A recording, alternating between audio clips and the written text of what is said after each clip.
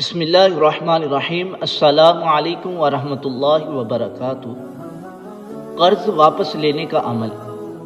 آپ نے کسی کو قرض دیا ہے اور سامنے والا دینے کا نام نہیں لے رہا، آپ اس عمل کو کریں، انشاءاللہ چند دنوں میں اللہ تبارک و تعالی ایسے اسباب پیدا فرمائے گا کہ آپ نے جس کو قرض دیا ہے وہ خود واپس کرنے آئے گا۔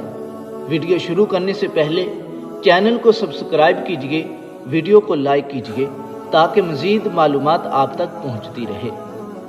اللہ نور السماوات والارض 11 دفعہ اول آخر 3 مرتبہ درود ابراہیم پڑھیں اور ہر نماز کے بعد بلا ناغہ قرض دینے والے کو ذہن میں رکھ کر پھونک ماریں۔ انشاءاللہ آپ جس مقصد کے لیے یہ عمل کر رہے ہیں وہ مقصد آپ کا پورا ہوگا، یعنی قرض خواہ قرض واپس کر دے گا۔